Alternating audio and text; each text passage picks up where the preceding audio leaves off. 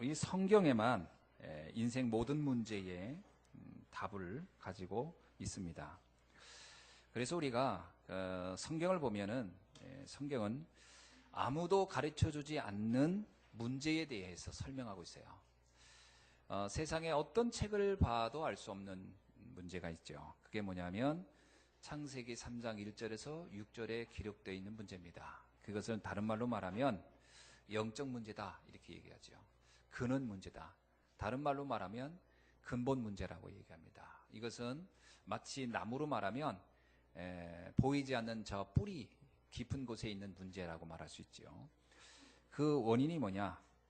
사단이라는 영적 존재로 인해서 인간이 속아서 하나님을 떠나서 재앙을 받을 수밖에 없게 되어 있다라는 내용입니다. 그것을 설명하려고 하나님은 말씀의 표현 중에는 선악과를 따먹은 아담과 하와 뭐 이렇게 기록되어 있는 거죠. 어떻든 그 내용이 말하고자 핵심은 뭐냐면 영적인 인간이 하나님과 함께 해야 할 인간이 하나님을 떠남으로 생긴 문제다라는 걸 말하고 있는 겁니다.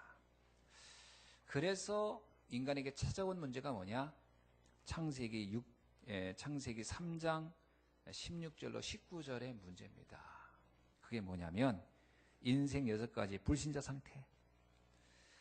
여러분이 잘 알고 있듯이만 하나님을 떠난 인간, 마귀가 잡힌 인간은 그날부터 인간은 마귀의 자녀가 됐다. 요한복음 8장 44절에 그렇게 되어 있어요. 인간은 마귀의 자녀가 되었다.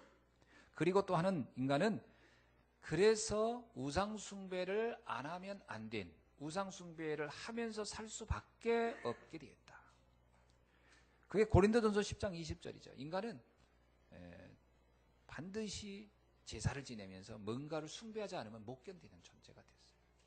그리고 세 번째가 그로 인해서 인간에겐 반드시 우리가 설명할 수 없고 이해할 수 없는 그러나 증상은 나타나는 정신 문제가 나타나게 돼요. 온갖 정신 문제. 그래서 이건 어떻게 의학적으로도 설명하기가 참 어려운 이런 부분들이 인간에게 나타나게 되었다. 그래서 모든 사람들은 수고하고 무거운 짐 속에 헤매는 것처럼 살다 가는 거죠. 이것에 끝나는 게 아니고 이것은 반드시 육신의 문제로 나타나는데 이때쯤 되면 이거는 굉장히 깊어진 거죠. 육신의 몸으로 나타날 정도면 아주 그 영적 문제가 깊어진 상태다. 그리고 이것이 결국은 삶이 어떻게 되냐? 지옥처럼 사는 거예요. 이 땅의 삶 자체가 너무 힘들고 고통스러운 거예요. 그리고 영원한 지옥에 갈 수밖에 없는 운명적 삶을 살다 가는 것이다. 그리고 이거 여기서 끝나지 않아요. 사람들은 죽으면 끝이라고 여기는데 성경은 그렇게 말하지 않습니다. 그리고 실제 우리 삶에서도 보면 그렇게 끝나지 않아요. 이것은 반드시 후대들에게 전가됩니다. 그래서 우리 다음 세대들이 그 영적 문제를 가진 다음 세대들이 더 힘들게 살다 가는 이런 문제가 있죠. 자, 이것을 성경에만 그 원인과 과정들을 잘 설명하고 있어요. 그래서 성경 말씀을 봐야 인생을 이해할 수 있는 겁니다. 두 번째는 뭐냐면 이 성경에만 자, 그러면 이 문제를 어떻게 해결할 것이냐 하는 그 해답이 기록되어 있어요. 아무도 가르쳐주지 않는 해답이죠. 그 어디를 봐도 알 수 없는 건데 성경에만 있습니다. 그 첫 번째 우리에게 뭐라고 얘기하냐면 창세기 3장 15절에서 여자의 후손이 와서 사단의 권세를 머리를 짓밟을 것이다. 이거는 굉장히 중요한 이야기예요. 이게 비유로 되어 있기 때문에 사람들이 잘 모르는데 이게 영적 존재에 대한 부분과 이 사단을 결박할 힘이 있다 이런 얘기잖아요. 제가 그 그리스도라고 하는 비밀이 이 답 핵심 아닙니까? 여자의 후손은 꼭 그리스도를 말하는 거죠. 출애굽기에서는 뭐라고 표현하냐면 3장 18절에 희생제사 이런 뜻으로 기록되어 있어요. 자, 희생제사라는 얘기는 죄를 대속하는 제물이라는 뜻이거든요. 인간의 모든 죄를 해결할 대속해 죽는 그리스도를 나타내는 얘기죠. 그 다음에 이사야 7장 14절은 처녀의 아들을 얘기를 하는데 그것은 하나님을 만나는 길을 얘기하는데 임마누엘이 될 것이다. 이 모든 내용의 핵심은 한마디로 말하면 그리스도라는 뜻입니다. 그래서 마태복음 16장 16절에서 그리스도를 말하고 있죠. 이 답을 알 때, 그리스도의 이름이 선포될 때 바로 그 그리스도의 비밀을 우리가 붙잡고 그 안에 그것을 믿고 있을 때 역사가 시작되기 시작한다. 인간의 근원적인 모든 재앙이 그때부터 떠나기 시작하는 거죠. 이거는 성경이 말하는 약속입니다. 이건 언약 중에 언약이거든요. 이것을 우리는 영원한 언약이다 이렇게 얘기해요. 이거를 여러분이 정말로 하나님이 나와 맺은 가장 중요한 메시지, 가장 중요한 언약이라고, 약속이라고 여기고 굳게 붙잡아야 할 줄 믿습니다. 자, 그런데 그 그리스도는 어떤 일을 하는 거냐? 성경은 세 가지의 일을 한다는 거죠. 사단의 세력을 결박할 참왕. 요한일서 3장 8절에 뭐라고 하죠? 하나님의 아들이 나타난 것은 마귀의 일을 멸하려 하심이니라. 두 번째는 참 제사장으로 오셨다는 거예요. 제사장이라는 얘기는 모든 인류의 죄를 대속할. 그래서 예수님은 모든 인류의 죄를 대속해서 죽기 위해서 오신 대속제물이다 이렇게 얘기를 하고 있거든요. 세 번째는 참 선지자입니다. 요한복음 14장 6절에서 뭐라고 표현하고 있냐면 나는 길이요 진리요 생명이니 나를 통하지 않고는 아버지께로 하나님을 만날 길이 없다. 그래서 예수님은 하나님을 만나는 유일한 길이다 이런 얘기거든요. 이것은 아무도 가르쳐주지 않는 내용이에요. 근데 성경에만 있어요. 그래서 성경의 말씀이 깨달아지는 것은 은혜 중에 은혜인 거죠. 자, 근데 이게 이렇게 딱 와닿으면 바로 응답이 나오고 막 역사가 나오면 좋은데 이게요 그렇게 금방 안 돼요. 왜냐? 이 비밀을 알기 이전에 우리는 영적으로 죽었던 상태예요.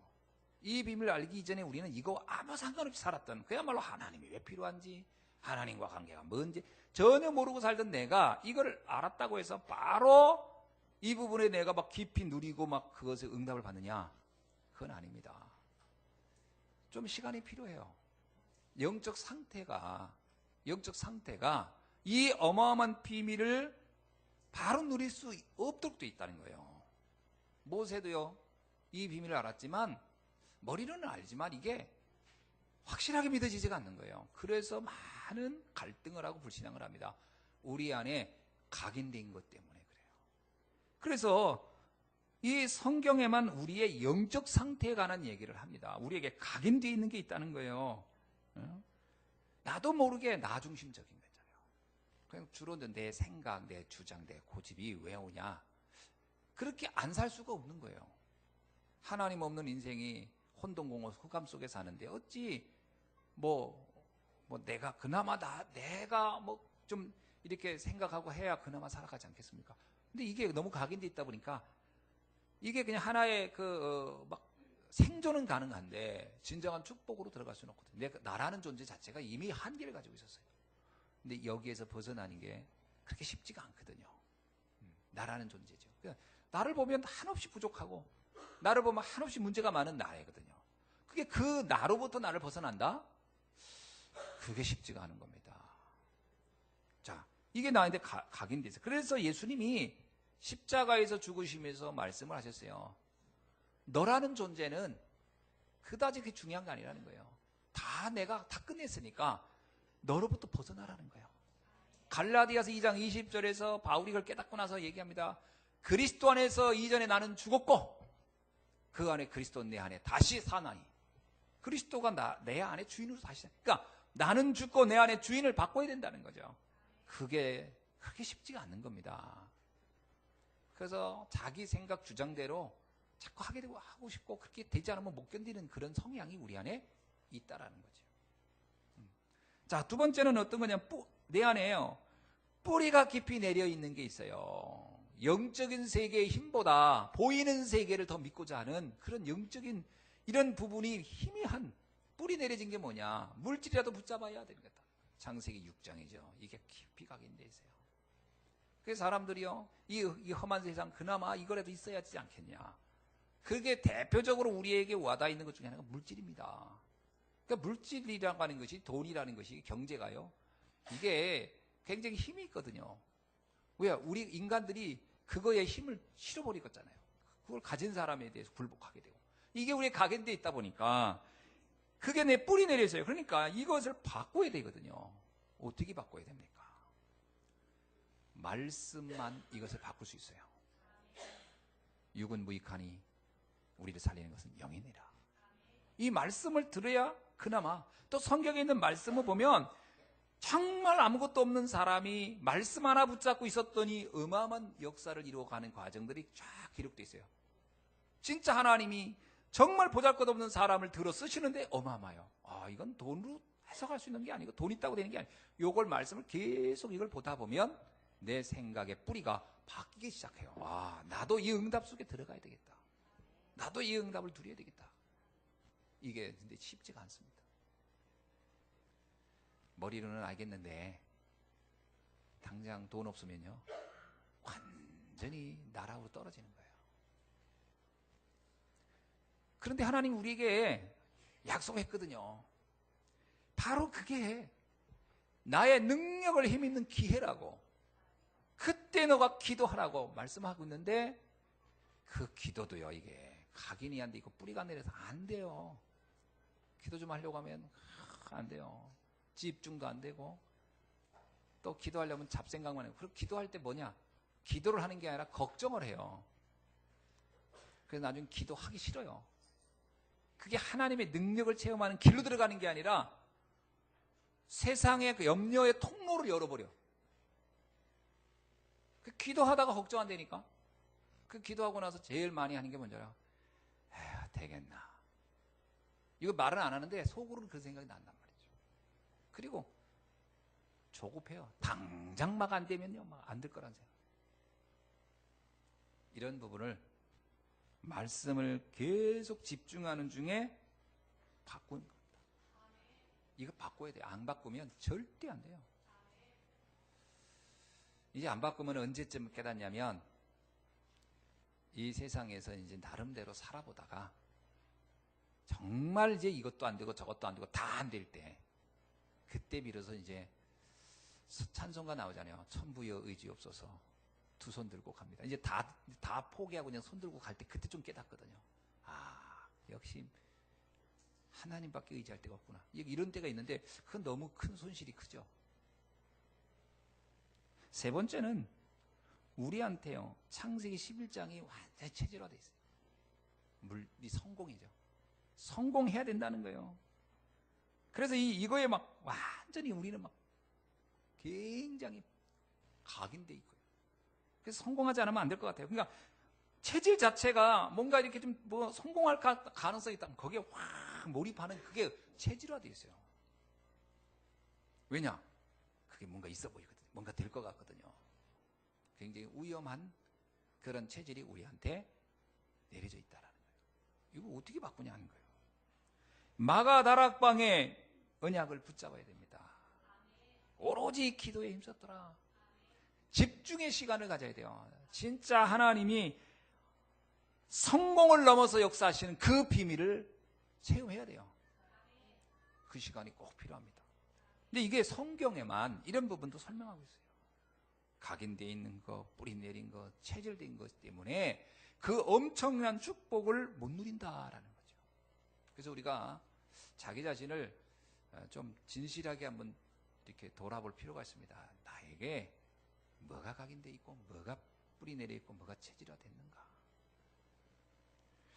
이게요, 오래된 거라 몰라요. 그리고 이게 불편해요. 여러분 혹시 그 방향제 알죠? 방향제? 방향제. 그 장미향을 어디서 느낍니까? 장미향? 방향제 냄새 이런 거. 이제 우리가 향을 어디서 많이 이렇게 하냐면 방향제가, 근데 향기 같은 걸 그런 데서 많이 이제 이거는 무슨 뭐 라일락 향이다. 또 이거는 장미향이다. 느끼죠? 근데 실제로 여러분 장미꽃을 꺾어서 냄새를 맡으면 내가 알고 있는 장미향과 달라요. 맞아요, 안 맞아요? 달라요. 장미향이 그 향이 안 나요. 장미향 이렇게 맡으면 시큼하고 약간 뭔가 상한 음식 같기도 하고 좀 그런 냄새가 나요. 장미, 솔직히 언뜻 내가 이 방향제 같은 데서 맡았던 향이 어떤 비슷한 부분이 약간은 있지만 실상은 다릅니다. 근데 우리는요, 가짜에 익숙해 있어가지고 진짜 향을 못 맡죠. 싫어요. 진짜 향이 싫어요.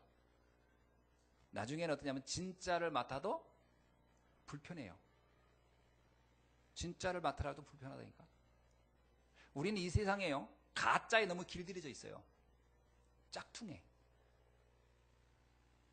창세기 3장, 6장, 11장이 너무 길들여져 있어서 하나님의 완전한 답 말씀이 내게 딱 오죠. 불편해요. 싫은 거예요, 그게. 그리고 거부감이 돼요. 아, 이게 무슨 향이냐. 이런 생각이 딱 들거든요. 왠지 아시죠? 짝퉁에 완전히 내가 체질화돼 버려서.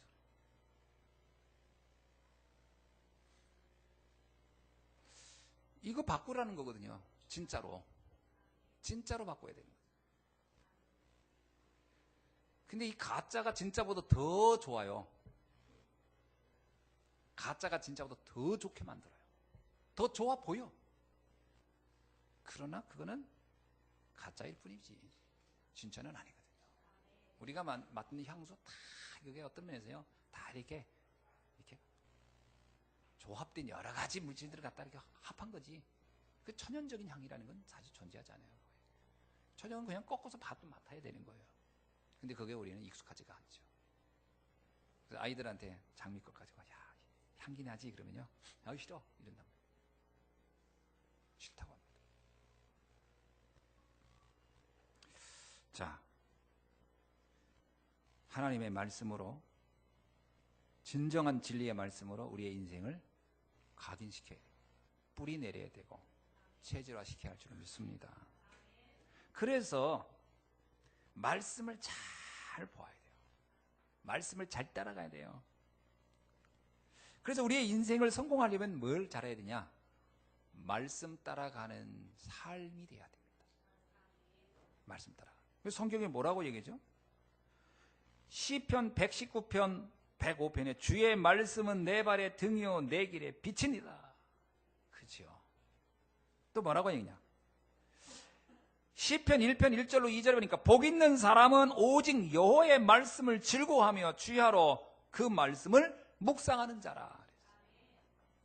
그래야 돼요. 그래야 신앙생활이 됩니다. 말씀을 들으면서, 말씀을 보면서 이게 불편하다. 이게 뭐 자꾸 힘들게 자꾸 말씀을 들으라고, 말씀을 읽으라고, 불편하다. 그러면 지금 다른 것으로 내가 완전히 길들여져 있는 거예요. 신기하게도요, 찬송 듣는 것보다는 유행가 듣는 게 좋고, 말씀 보는 것보다는 TV 보는 게 좋고, 삼각관계 드라마 보는 게 너무 좋고, 우리에게 완전히 각인이 잘못되어 있어요. 다른 거는 자연스럽게 되는데 말씀이라는 것은 막 의지를 가지고 해야 그나마 좀 되고, 안 그러면 아예 안 되고, 우리 영적 상태가 너무 황폐해져 버린 거예요. 너무 황폐한 거예요. 자, 그래서 계시록 1장 3절에 뭐라냐? 이 예언의 말씀을 읽는 자와 듣는 자와 그 가운데 기록한 것을 지키는 자가 복이 있도다.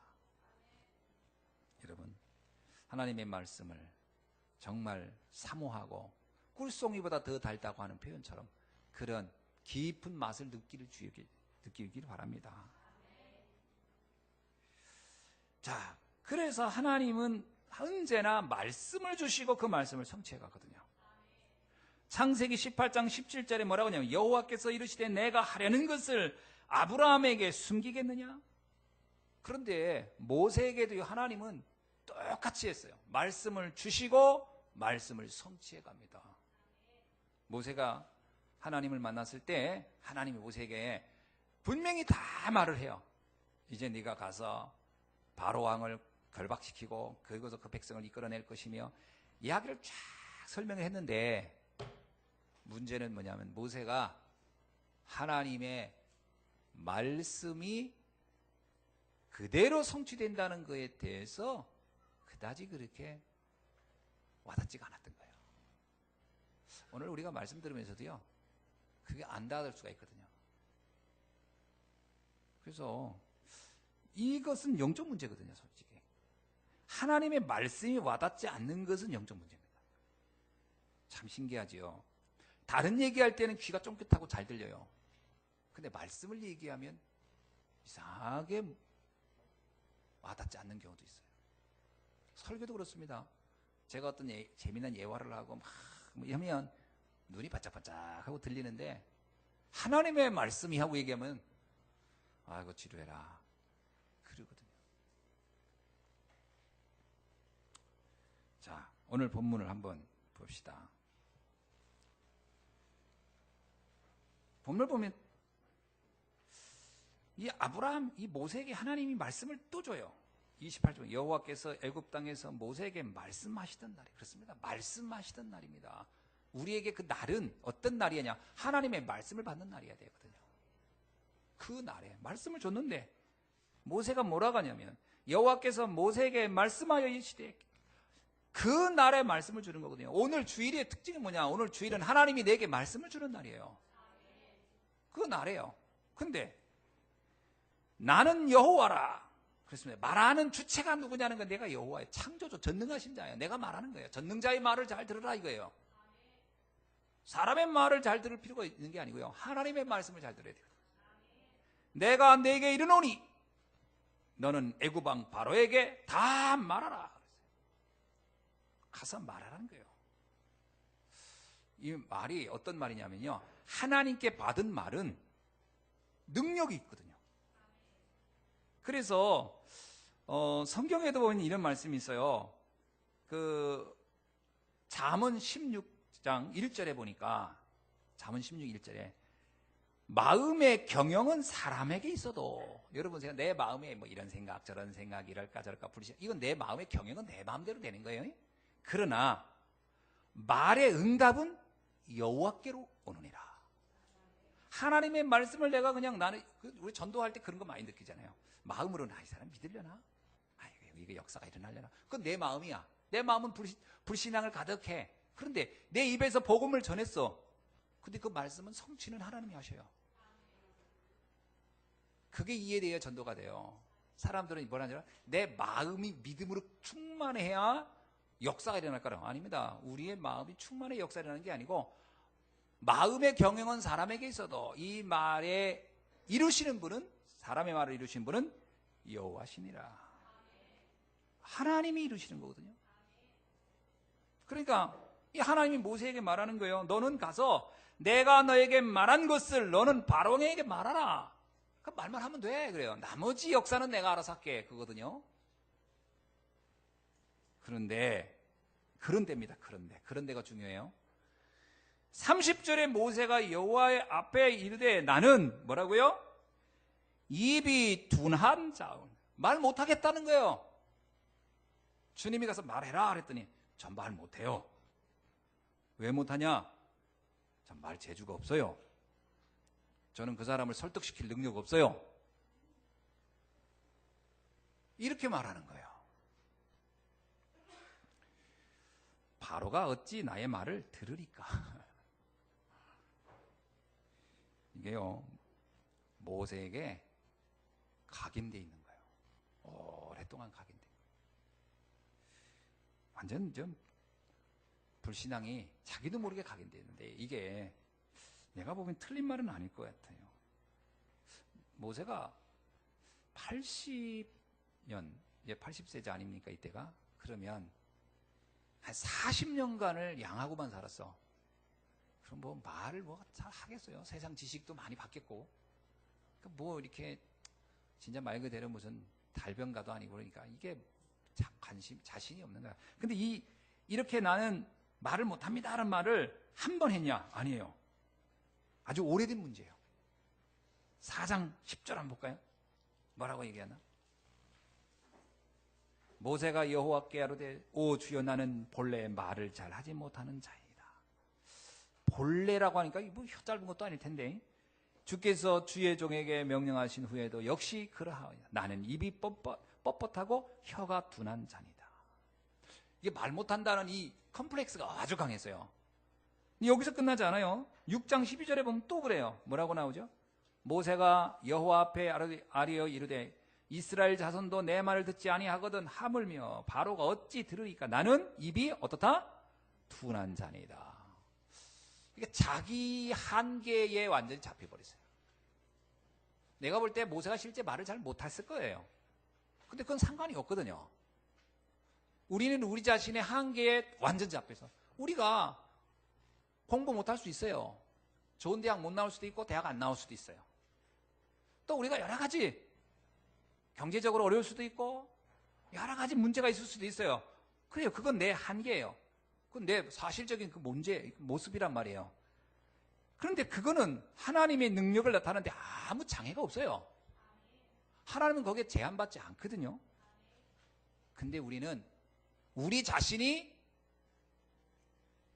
한계를 거놔요. 이것 때문에 아무것도 안 될 거야. 그렇잖아요. 이게 오늘 본문을 통해 보면요, 오래된 얘기예요. 오래된 얘기예요. 하나님이 말씀할 때마다 그 얘기를 해요. 말씀할 때마다. 난 안 돼요. 전에 모세가 하도 불신앙해서 하나님이 죽이려고 했잖아요. 근데 그 이후에 또 이게 또 나타나요. 안 돼요, 저 못해요, 저. 따라합시다. 나는 못해요. 나는 안 돼요. 나는 할 수 없어요. 요게 마귀가 넣어준 메시지예요. 요게 마귀가 넣어준 메시지예요. 넌 할 수 없어. 재밌잖아요. 너는 너 하나님 하면 될 거야 했어요.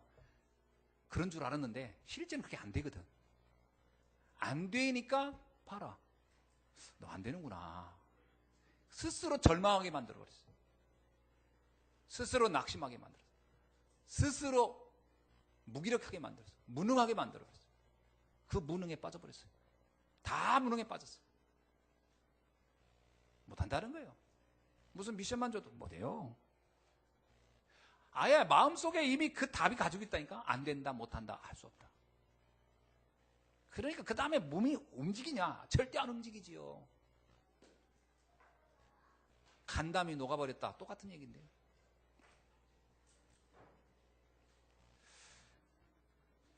이게 근원적으로 창세기 3장에 빠져서 그래요. 왜냐? 뭐든지 내가 하려고 하다 보니까 내가 하려고 하는데 안 되거든? 그래 난 못해요야. 이게 창세기 3장의 뒷면이에요. 내가 할 수 있다. 이거와 나는 못해요. 같은 얘기입니다. 같은 얘기예요. 잘하게 난 할 수 있어. 교만한 사람 있죠? 아, 난 못해요. 겸손한 것 같죠? 아닙니다. 창세기 3장이 빠져있는 양면이에요.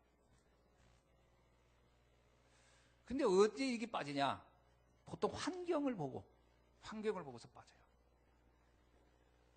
또 때로는 문화, 사단의 문화. 그러니까 뭐 세상이 너무 커 보이고 세상이 너무 두렵고 세상이 뭐 대단해 보이고 이런 착각을 하게 되는 거죠. 그래서 하나님이 모세의 각인을 바꿔주려고, 굉장히 중요한 얘기입니다. 모세의 각인을 바꿔주려고. 따라합시다. 각인을 바꾸자. 7장 보면 너를 바로에게 신같이 되게 하였은지. 굉장한 거예요. 내가 그래 너 말 못해? 상관없어. 바로가 너를 볼 때 신처럼 보게 될 것이다. 하나님처럼 너를 느끼게 할 것이다. 굉장하죠. 근데 여러분 그런 생각 해보세요.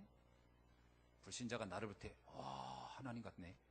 이런 일을 하게끔 하겠다는 거예요. 하나님이. 그걸 경험하셔야 돼요. 아무 답 없어서 자살을 생각하고 있고, 어저께 간증 봤잖아요. 약봉지를 이만큼 들고 언제 죽을 가는 사람에게 복음을 전했던 이 사람이 완전히 새 사람이 돼요. 그 사람이 나를 볼 때 어떻게 해요? 하나님 같구나. 그 어떤 우상을 믿어도, 어떤 종교를 믿어도 할 수 없는 걸 저 사람이 말 한마디에 돼버려. 그러면 내가 신처럼 돼 보이겠지. 그래야 안 그래요? 이런 경험이 있어야 이게 말이 통할 텐데, 해본 적이 있어야지. 이게 전해본 분들이야, 맞다. 목사님 그 말이 맞네. 이럴 텐데, 전해보셔야 되거든요. 내가 너를, 전도자를 하나님은요, 하나님같이 보게 만들게 놔둔 거예요. 굉장한, 우리의 각인된 무능을 깨버리려고 모세에게 그 얘기 해준 거예요. 네 잘못된 무능의 각인 내가 깨버리겠다. 넌 할 수 있어. 그래서 바울이 그러잖아요. 내게 능력 주시는 자 안에서 내가 모든 것을 할 수 있느니라. 그래야 되거든요. 내게 능력 주시는 그분이 나와 함께한다? 그게 여기서 내가 너 신처럼 되게 하는 얘기 뭐예요? 내가 너와 함께하겠다 이 말이거든요. 내가 너를 통하여 그 역사를 이루겠다는 거예요. 모세가 지팡이로 갔다가 나일강에 딱 했더니 나일강 피가 쫙 돼요. 사람들이 깜짝 놀래. 10가지 재앙을 볼 때 바로왕이 야 저기 신이지 저게 사람이냐. 그게 느껴요. 홍해 바르잖아요. 그건 사실은 모세는 한 게 없어요. 모세는 한 게 아무것도 없어요. 하나님의 말씀의 능력을 믿고 가서 그냥 자기가 거기 하라는 대로 한 것뿐인데 역사는 하나님이 하신 거거든요. 근데 그걸 내가 한다고 생각하니까 창세기 3장에 걸려가지고 되긴 뭐가 돼요? 아무것도 안 되지. 이러고 있단 말이에요. 할 수 없어요. 어때요? 그거를 확 깨버려야 됩니다.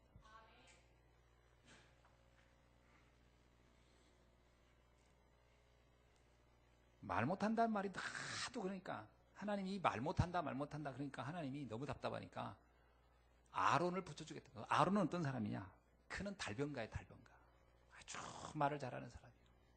내가 그를 붙여주겠다. 그것도 또 말 잘하는 사람 옆에 있으면 또 자기가 또 주눅 들까봐 뭐라고 또 하나님이 하면 아론이 너를 하나님처럼 대할 것이다. 아론은 말만 잘할 뿐이지 그 능력은 하나님이 모세를 통해서 아론에게 간 거잖아요. 그 계통을 알게 되니까 너를 함부로 못할 것이다. 그 얘기예요. 이것도 왜냐면 이 모세라는 사람이 피해 의식이 너무 강해. 나는 할 수 없으면 부족해요. 능력이 없어. 이거 바꿔주려고 지금 하나님이 이런 방법 저런 말씀 막 합니다. 오늘 본문에도 뭐라고 해요? 내 형 아론을 내 뭐가요? 대언자가 되리니. 대언자가 뭔지 아세요? 너의 입이 될 거라는 거예요. 내가 무슨 말 하든지 그가 너의 말을 다 전달할 거라는 거예요. 그럼 네 말 못하는 게 문제가 되겠냐? 이 말이에요. 아무것도 문제 안 된다. 이 말이거든요. 여러분 우리의 한계에 대한 부분을 넘어서야 됩니다. 자,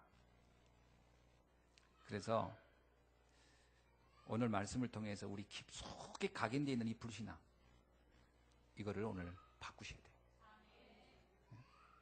그래서 하나님의 능력을 믿는 믿음이 여러분에게 아주 깊이 각인되는 날이 되길 바랍니다. 그래서 하나님의 말씀은 곧 우리의 인생의 해답이에요. 그 말씀을 대하는만 하면 돼요. 대하는만 하면. 하나님은 우리의 수준에 대해서 관심이 없어요. 너 학벌이 어떻게 되느냐? 너 말을 잘하냐? 너 지식이 있느냐? 너 어떤 지혜가 있냐? 묻지를 않으셔요. 너 나이가 몇이냐? 하나님은 우리의 나이에 관심 없고 우리의 학벌에 관심 없고 우리의 배경에 관심 없어요. 딱 관심 있는 건 뭐냐면 네가 나를 믿느냐? 네가 나를 의지하느냐? 그거에 관심이 있어요. 그거만 잡으면 되는데 희한하게 우리는 거기에는 관심 없고 다른 데 관심이 많아요. 나는 이게 안 되고 이게 없고 저게 없고. 하나님을 의지하는 하나님의 말씀을 믿는 그거에 관심이 있어야죠. 그래서 집중훈련 하자는 거예요. 말씀의 능력을 좀 한번 제대로 좀 확인하는 시간을 좀 가져보자고. 이번에 집중훈련 참석 못하신 분들은 다음 집중훈련에 또 참석하기 바랍니다. 그래서 이걸 바꾸셔야 돼요. 이 생각의 틀을 바꿔야 돼요. 집중훈련이라는 말을 했더니 오해하시더라고. 뭐 집중해가지고 뭔가 저기 목봉 체조하는 줄 아는데 그런 거 안 합니다. 이 추운데 무슨 뭐 우통 벗고 어디 가서 막 운동할 그것도 안 해요. 산에 올라갈 그것도 안 해요. 딱 하나만 해요. 말씀 듣는 것만 해요. 말씀 듣고 그 말씀 듣고 은혜 받은 사람의 간증 얘기 듣는 거예요. 그래서 우리의 생각의 틀을 바꾸라는 거예요. 여러분 이 생각의 틀을 안 바꾸니까 굉장히 문제입니다. 일찍이 하나님은 모세에게요. 출애굽은 반드시 될 거라고 말하고 있어요. 3장 10절 한번 볼까요? 이제 내가 너를 바로에게 보내어 너에게 내 백성 이스라엘 자손을 애굽에서 인도하여 내게 하리라. 하나님이 말씀을 주시고 그대로 한 거거든요. 이제 내가 너를 바로에게 보내어 너에게 내 백성 이스라엘 자손을 애굽에서 인도하여 내게 하리라. 네가 해봐? 아닙니다. 내가 그렇게 하겠다라는 거예요. 그리고 하나님은 말씀대로 모세를 통해서 출애굽을 완성합니다. 그래서 우리들이 할 일이 하나님의 말씀을 믿는 믿음이 있어야 돼요. 지금부터 하나님의 말씀을 믿고 여러분 진짜 하나님이 하실 걸 믿는다면 조금 여유 있게 기다리는 거 갖기를 바랍니다. 믿음은 없는데 또 기다린다고 하고 있어요. 참 희한하지. 믿음은 없어. 그런데 또 기다린대. 뭐 잘 되기만을. 어떻게 돼요? 믿음이 없는데. 믿음이 있다는 증거, 염려, 걱정이 없어요. 믿음이 없다는 증거, 기다리고는 있다고 하는데 염려, 걱정, 한숨 쉬면서 기다리고 있어요. 그거 기다리는 게 아닙니다. 그거. 서서히 무너지고 있는 거지. 집이 서서히 무너지고 있는 거지. 그게 기다리는 겁니까? 기다림이라고 하는 것은요, 참 ham복하고 행복하고 감사하고 기쁘고 막 이 속에 기다리는 거예요. 그 기다리면 지루하지가 않습니다. 그래서 막 흥분되는 거예요. 야, 이렇게 되겠구나. 근데 이게 없다. 그 기다리면 지루하기 이를 데 없어요. 불안하기 이를 데 없고. 그러면서 하는 얘기가 계속 시계를 봅니다. 계속 날짜를 봅니다. 왜 이게 안 되냐고, 이게 왜 안 되냐고. 하나님 지금 뭐 하고 있냐고. 하나님 이릅니다. 나는 다른 데 가 있다. 그랬어요. 우리의 믿음이 문제예요. 출애굽기 4장 14절에서 말 잘하는 내 형 아론을 풀어주겠다. 출애굽기 7장 2절 네 형 아론을 내 대언자가 되게 하리라. 하나님이 말씀을 약속하고 그대로 다 성취해 갑니다. 오늘 7장 2절에서도 이렇게 얘기하잖아요. 내가 네게 명령한 바를. 하나님이 우리에게요 부탁한 게 아니에요. 하나님 우리에게 부탁한 게 아니에요. 천명 명령한 겁니다. 그래서 사실은 우리가 명령한 거기 때문에 순종해도 되고 안 해도 되고 하는 게 아닙니다. 천명은 거역하면 안 되는 거예요. 그래서 이제 모세에게 내가 너에게 명령해서, 명령자가 명령을 했으니까 기다리는 거예요. 그 사람이 명령에 순종하는 거 안 하는 거. 사실 우리는요 순종하냐 안 하냐, 순종하는 거 이상한 선택길이 없어요. 뭐 내가 내 생각 가지고 이건 이래서 안 될 것 같고 저래서 안 될 것 같고, 그거야말로 불신앙입니다. 명령자는 명령하고 기다리는 거예요. 하나님의 말씀이 명령한 거예요. 넌 그 일을 하라. 명령했어요. 뭐라고 명령했냐? 이렇게 말합니다. 너는 네 형 아론에게 말하고 그는 바로에게 말하여 그에게 이스라엘 자손을 그 땅에서 내보내게 할지니라. 네가 할 일이 딱 뭐냐면 그 대언자로 세워놓은 아론에게 말해주라는 거예요. 가서 전달하라는 거예요. 그러면 그 아론이 또 가서 말할 거라는 거예요. 엄밀하게 말하면요, 모세가요 바로왕을 직접 만날 필요도 없는 겁니다. 엄밀하게 말하면 직접 만나는 게 아니에요. 모세가 아론에게 말하고 아론이 말하는 거니까요. 근데 이건 명령이란 말이죠. 이렇게 해서 하나님의 출애굽의 역사를 이루겠다는 거예요. 모든 걸 하나님은 준비해놨어요. 모세가 불신앙하지 않도록, 모세가 염려하지 않도록, 걱정하지 않도록 완벽하게 만들어놨어요. 그리고 그 말씀을 모세에게 준 겁니다. 그래서 두 번째로 우리가 믿어야 될 게 뭐냐? 하나님은 모든 것을 주관하신다는 겁니다. 하나님은 모든 걸 주관한다. 하나님은 모든 걸 준비하고 역사하셨어요. 예를 들면 아브라함에게 창세기 12장 1절에서 떠나라. 그런데 가나안 준비 다 해놓고 가라는 거예요. 모세가 아브라함 눈에만 준비가 안 된 것처럼 보이지만 아니에요. 하나님은 이미 완벽하게 준비를 끝냈어요. 그러면 텅텅 빈 가나안을 들어가란 말이냐? 그게 아닙니다. 아브라함에게 각인된 부분, 뿌리 내린 것, 체질된 것, 어떤 바꿀 것, 그리고 그가 그 안에서 하나님이 하나님 되심을 체험할 수 있는 것, 사실 곳곳에다가 마치 재미난 이벤트를 다 준비해놓고 기다리셨어요. 전쟁? 하면 반드시 이기게 돼 있고요. 반드시 문제는, 여러분, 조카가 가가지고 있던 소돔과 고모라성 가가지고 다 이깁니다. 이거 다 준비해놓은 거예요. 이기게끔 다 해놓은 거예요. 하나님이 모든 걸 준비해놨어요. 그럼 지금 내게 일어나는 문제는 어떤 문제들이에요? 이거는 하나님의 역사를 이루는 과정에서 겪고 있는 재미난 일들입니다. 그렇게 생각을 안 해요. 아브라함이 그렇게 생각 못했잖아요. 기근이 오니까 죽는가 보다. 그게 아닙니다. 기근도 아브라함에게 문제가 안 되는 거예요. 하나님은 아브라함이 기근 때문에 죽게 만들어 놓지 않았어요. 프로그램상. 그걸 우리가 착각하는 거지. 이런 표현 여러분 아시죠? 하나님은 세계복음화의 완전한 계획 속에 우리를 이끌어가고 있다고요. 그렇다면 뭐가 걱정이 됩니까? 지금 이 상태에서 내가 망할 것 같습니까? 안 망한다니까요. 그거에 대한 믿음이 없으니까 그거 믿음이 가질 때까지는 갈등하는 거예요. 얼마나 손해입니까? 결국 아브라함이 어마어마한 일을 하는데 그거를 알고 갔으면 얼마나 행복. 그건 대표적으로 하나님이 모든 걸 예비했구나. 그래서 이것은 아무것도 문제가 안 되구나라고 갔던 사람은 요셉이에요. 요셉은 아무것도 문제 안 된다고 생각하고 그걸 그냥 당연히 생각하고 간 거예요. 그 요셉이고. 아, 왜 이 문제가 이거 왜 왔나? 못 견디겠네. 그 하고 간 사람은 아브라함이에요. 여러분은 요셉처럼 상황을 보고 합니까? 아브라함처럼 보고 합니까? 제가 보기엔 대부분이 아브라함 같아요. 뭐 문제만 오면 막 이거 망하는 거 아니냐. 뭐 문제 오면 큰일 났다. 힘 쭉 빠져있고 기력도 하나도 없고 눈빛을 보면 알아요. 흔들리는 눈빛에 두 다리에 힘은 쭉 빠져가지고 그리고 그냥 낭망해 있는 거예요. 얼굴엔 이렇게 밥을 어제 굶었는지 어제 그저께 굶었는지 그런 표정이고 그럼 이게 보통 심각한 게 아니에요. 요셉이 그런 모습이 없어요. 요셉을 보세요. 그의 외모를 보고도 아름다웠다 그러잖아요. 벌써 얼굴에 그냥 당글당글한 게 그냥 광채가 났겠죠. 뭐 염려가 없는데 뭐.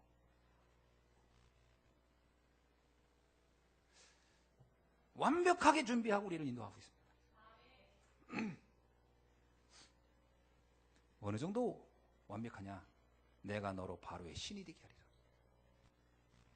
이 정도면 된 거 아닙니까? 자, 그러면서 오늘 2절에는 또 완벽한 동역자인 아론을 또 준비해 놨잖아요. 이거를 이해 못하니까 엘리야가요 굉장히 낙심했었잖아요. 전에 세상에 나밖에 없다고. 왜 나밖에 없어요? 그곳에 반드시 준비된 제자 7천이 있었는데요. 바알에게 무릎 꿇지 않은. 그리고 엘리사 같은 제자가 있었는데요. 그건 자기 착각이었지. 쉽게 말하면 이런 말을 많이 하잖아요. 하나님은 아직 엘리야에게 시작도 하지 않았는데 엘리야는 시작도 전에 낙심하고 있었다는 거예요. 하나님은 우리에게 지금 시작도 안 했는데 하나님의 세계복음에 대한 언약을 시작도 안 했는데 우리는 이미 처음부터 포기하고 있어요. 하나님은 우리에게 어떤 약속을 줬습니까? 내가 예루살렘과 유다와 사마리아 땅끝까지 이르러 복음의 증인이 될 것이다. 약속을 준 거잖아요. 우리에게. 모세에게 준 것처럼 우리에게 준 거란 말이에요. 그 일을 할 것이다. 그 말씀은 이루어지겠어요? 안 이루어지겠어요? 믿는 자를 통해 이루어지게 돼 있잖아요. 그럼 지금 내 상황이 이렇다. 그거는 아무 상관없어요. 하나님께. 하나님 능력에는 그 문제가 없다니까. 그거를 확신을 해야 돼요. 근데도 어저께 간증한 분도 그 얘기했지만 집에만 돌아가면 옛날로 돌아가는 거라. 그 왜 그러냐면 이 사단이 곳곳에다가 지뢰를 묻어놨어. 그걸 밟는 거를 하나씩 하나씩. 어떤 사람 말 한마디, 어떤 경우는 테레비로 지뢰를 묻어놨고, 어떤 경우는 친구한테 묻어놨고, 그래서 말 한마디만 전화 하나 오면 완전히 다 바뀌는 거예요. 어떤 경우는 공과금으로 묻어놨어. 카드 대금으로 묻어놨어. 딱 보는 순간 가슴이 철렁하는 거야. 그게 다 사단이 지뢰를 묻어놓은 거거든. 그래? 지금은 어려울 때구나. 지금은 내 카드를 쓸 때인가 보다. 이러면 돼요. 이 불신자 시저도 그랬잖아요. 빚을 많이 져봐라. 빚 준 놈이 더 불안하지 내가 불안하냐.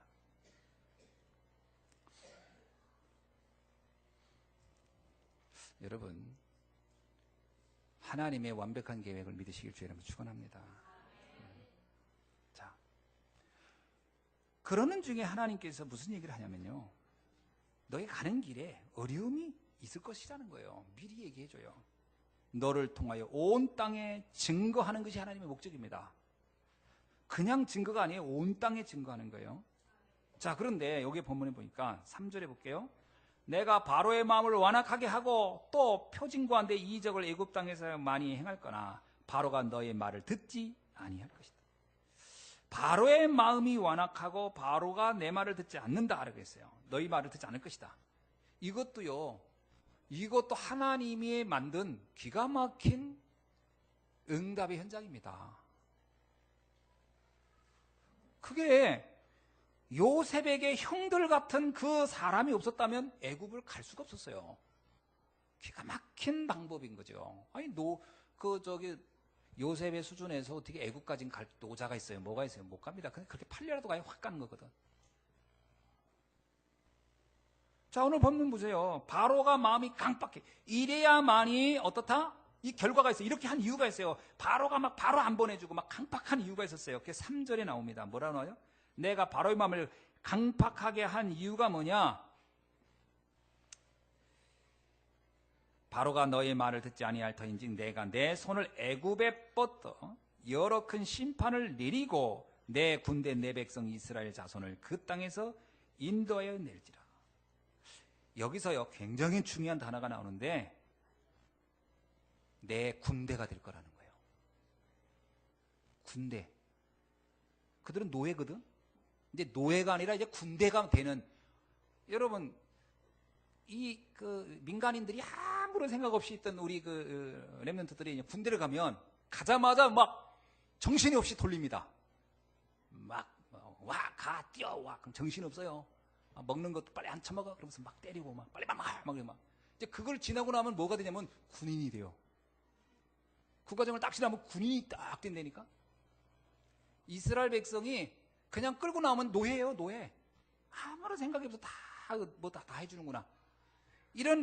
이러한 과정을 겪는 중에 이들이 군대가 되는 거예요.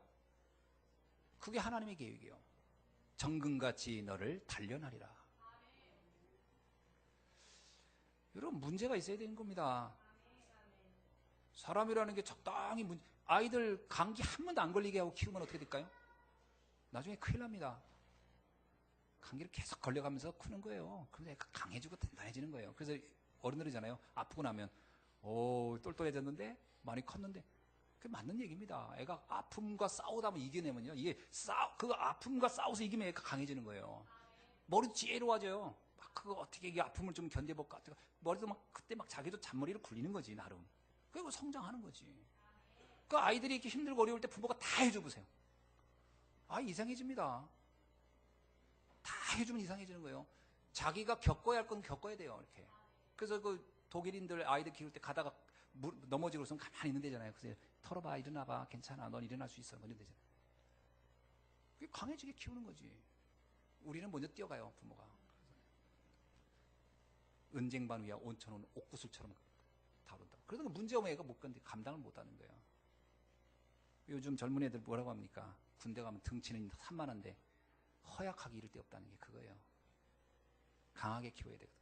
군대를 만들어야 할 거 아니에요. 성도들이 신앙의 군대가 되려면요, 문제에서 이겨내는 거예요. 그게 하나님이 우리에게 바라는 바예요. 내가 너를 정금같이 단련하리라. 우리 신앙의 군대가 돼야지. 늘 좋은 것만 따라간다. 어떻게 어느 세월에 그 사람이 철이 들겠습니까? 일부러라도 어렵게 만들 필요가 있어요. 아이들 용돈 너무 많이 주지 말아요. 알바도 하고 다 하는 거 해야 됩니다. 부모가 손에 막 굳은 살 비기도록 해가지고 애 키워보세요. 부모 고마운 줄 아나? 고마운 줄 모릅니다. 본인이 좀 고생도 하고 그래야 이렇게 고생해서 우리 부모님 나 키웠구나 알지. 잘 이해하셔야 돼요. 그게 사랑이 아닙니다. 하나님이 우리를 모든 걸 다 지켜줘. 바로 왕도 바로 벼락 내려서 죽여버리고 다 가. 그 바보 만드는 거예요. 바보. 그건 노예들이 가는 거예요. 노예들이 멍청하게 침 질질 흘리면서 그거 갖다 어디다 써먹어요. 그 무리들을 갖다 써먹을 데가 없어요. 그래서 하나님이 문제를 만드는 거예요. 지켜보는 거예요. 이걸 어떻게 이겨내나. 그래서 군대가 되라는 거예요. 군대가. 그래서 여러분 지금 문제 오면요, 그 문제 가지고 막 도전하세요. 기도하고 매달리고. 그 영적인 군대가 돼야지.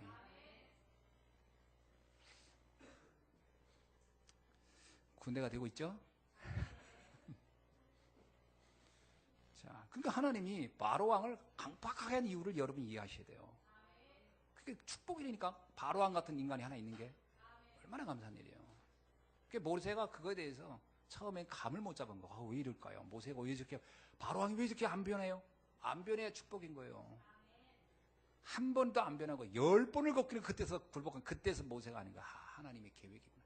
정교한 하나님의 작품이구나. 근데 바로왕은 불행한 거지. 거기에 쓰임 받고 끝났으니까. 그러나 우리는 하나님의 군대로 딱 나서는 거죠. 내 군대, 내 백성이 이스라엘 자손을 그 땅에서 인도하여 낼지라. 여러분이 이제 이 어려운 지금 겪고 있는 문제를 겪고 나는 순간에 큰 하나님의 군사로 거듭나게 될 줄로 믿습니다. 자, 그러면서 우리가 항시 기억하셔야 돼요. 이러는 과정에서 모세의 모든 각인이 드디어 바뀌기 시작합니다. 뭐라고 하냐면 5절을 보세요. 5절. 하나님이 두 번째 이제 우리 강팍하게 이유가 뭐냐면 그 땅을 인도하여 낼 때 애굽 사람이 나를 여호와인 줄 알리라. 그래서 내가 바로왕을 강팍하게. 그래서 바로가 바로 그냥 확 내보내주면 하나님이 하셨는지를 몰라요. 근데 문제가 있는 중에 저들은 절대로 출애굽할 수 없어. 저들은 절대 능력도 없고 힘도 없는 인간들이 뭘 하겠어. 근데 어느 날 그들이 바로왕을 굴복시키고 나가는 걸 볼 때, 이야, 하나님이 하셨구나. 하나님이 하셨구나. 하나님이 인정되게 된 거죠. 그래서 여러분이 지금 상당히 어려운 중에 어떤 어려움이 오고 문제가 오잖아요. 이건 하나님을 하나님 되게 하는 중요한 찬스입니다. 잊지 마시고 응답받기를 바랍니다. 자, 이 과정을 통해서 모세의 각인이 바뀐 거예요. 어떻게 바뀌냐? 여기 보세요. 6절, 7절입니다. 모세와 아론이 여호와께서 자기들에게 명령하신 대로 행하였더라. 아멘. 드디어 알았어요. 이 모든 것 좀 이해가 된 거예요. 모세가. 근데 이 모세가 이렇게 이해된 거예요. 사실 주님은요, 계속 메시지를 준 거예요. 모세에게. 계속 메시지. 그게 모세 각인이 바뀐. 감사하죠. 그런데 그 다음에 나이가 나와요. 실제로 그들이 바로에게서 말할 때 모세는 뭐요? 80세였고 아론은 83세였더라. 그러면 지금 이 모세에게 일어난 이 막 갈등의 가관이 몇 년 걸렸다는 거예요? 몇 년 안 걸렸다는 거예요? 몇 년 안 걸린 거예요. 아니, 호렙산에서 하나님 만난 이후에 지금 바로에게 가는 기간이 몇 년간 갈등하다 간 게 아니에요. 사실은요, 성경은 길게 기록되어 있지만 그게 몇 달 사이 일어난 일들이에요. 그 안에 결론 다 내버린 거예요. 그건 뭐야? 하나님이 모세를 놓고 집중시켜버린 거예요. 모세를 집중한 거예요. 모세가 80세에 호렙산에 하나님 만났잖아요. 근데 이 갈등 고민하다 90세쯤에서야 드디어 애굽에 가더라. 그럼 10년간 갈등했다는 얘기인데 그게 아니에요. 내가 나이를 왜 기록한 줄 아세요? 그 갈등 기간이 길지 않았다는 거예요. 빨리 끝내야 돼요. 우리 성도님들이 갈등 기간을 빨리 끝내야 돼요. 복음 듣고 나서 아직도 10년째 갈등하는 분이 있다. 와, 모세 같은 경우는 지금 90세에 돼야 되는데 20년 갈등하면 모세는 100세 돼야 돼요. 갈등을 빨리 끝내야지. 그걸 붙잡고 있으면 안 돼요. 그래서 나이 기록을 혼자 읽어서 나이를 왜 기록했을까? 혼자 읽어보고서 7절 나이가 왜 있지? 분명히 이유 없이 기록은 안 됐을 텐데 이거구나. 모세의 갈등 기간이 길지 않았다는 거구나. 80세에 하나님만 호렙산 만나고 80세에 바로에게 갔어요. 그러면 그 기간 안에 몇 달 걸렸어? 길면 몇 달이에요? 그 안에 결론 다 내버려요. 오늘 우리 성도님들도 정말 이 각인을 바꾸는 축복된 시간이 되기를 주의 이름으로 축원합니다. 그래야 대역사가 기다리는 거예요. 이 갈등이 끝나니까 드디어 바로왕을 굴복하고 문화를 바꾸고 그리고 이스라엘 민족을 이끌고 가는 역사가 시작됩니다. 자, 말씀을 결론을 맺습니다. 오직 복음으로 나의 각인을 바꾸라. 네, 결국은 내 각인이에요. 모세가 계속 주저하잖아요. 입이 둔하여 못 갑니다. 이걸 계속 반복하는데 이거 끝내라 빨리. 네, 오직 그리스도로 끝내라. 요한복음 19장 30절 말씀 붙잡으세요. 다 이루었다. 그래서 복음이면 완전하고 충분하고 모든 것이라는 체험을 여러분 하시기 바랍니다. 두 번째는요, 말씀의 흐름입니다. 하나님의 천명이요. 이거는 모세가 가도 그만 안 가도 그만이 아니에요. 이건 가야 돼요. 안 가면 안 돼요. 하나님이 내게 한 명령에서 나중에 뭐냐면 모세와 아론이 여호와께서 자기들에게 부탁한 걸 아닙니다. 명령하신 대로 행하였다. 모세가 비로소 알아. 이건 명령이구나. 내가 이거를 가지고 주저할 사항도 아니고 안 할 수 있는 게 아니구나. 해야 되는 거구나. 천명을 알았어요. 이게 말씀의 흐름입니다. 지금 우리 시대의 흐름을 잘 보세요. 전 세계가 지금 흑암으로 무너지고 있어요. 3단체에서 다 죽어가고 있어요. 청소년들 거의 희망 없이 무너지고 있어요. 이단들은 막 일어납니다. 사이비 종교들은 막 커져요. 모슬렘은 전 세계를 지금 전쟁터로 만들고 있어요. 이런 때에 우리가 아이고 전도를 해야 되나 말아야 되나, 복음 들고 가야 되나 말아야 되나 이러고 있는 때가 아니라니까. 이거는 갈등하면 안 되는 거예요. 빨리 결론 내고 들어가라 현장으로. 그 얘기입니다. 말씀의 흐름을 본다는 얘기는 시대의 흐름을 본다는 거고, 시대의 흐름을 본다는 얘기는 내가 지금 뭘 해야 되는지 빨리 결론 내라는 얘기지. 여기서 뭐 이럴까 저럴까 그렇게 아주 낭만적일 수 있는 게 아니라는 거예요. 모세가 낭만적일 수 있는 게 아니에요.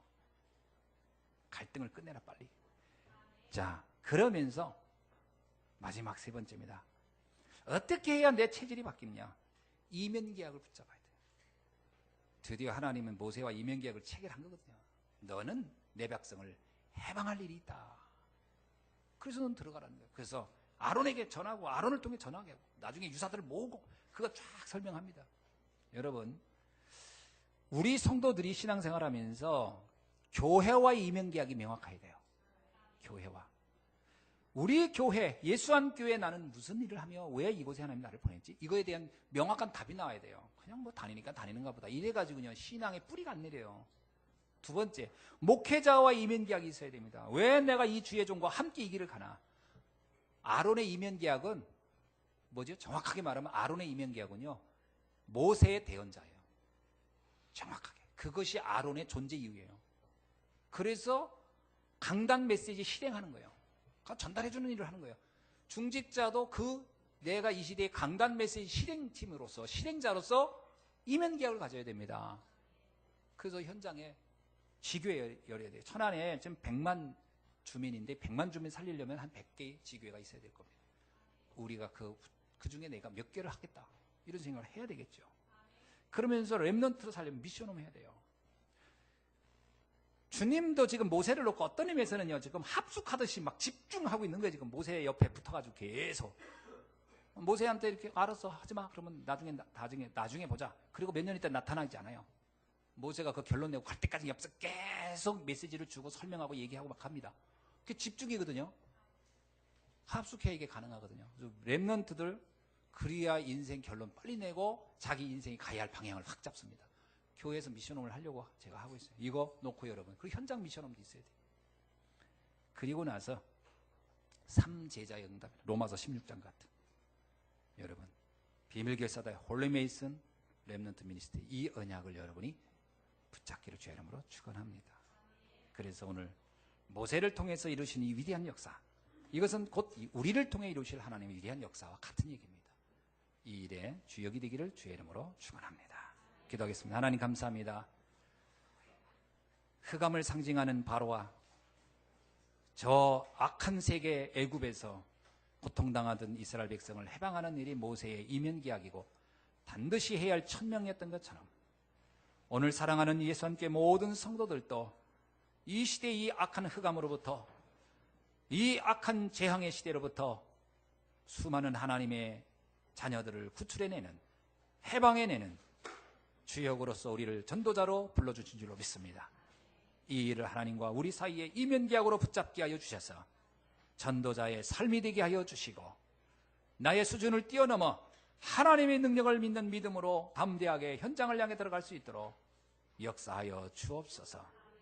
오늘 주신 말씀을 다시 한번 주의 음성으로 듣고 언약으로 굳게 붙잡며 믿음의 결단을 하고 승리할 수 있도록 사랑하는 성도들을 인도하여 주옵소서. 그리스도 되신 예수님의 이름으로 기도하옵나이다. 아멘.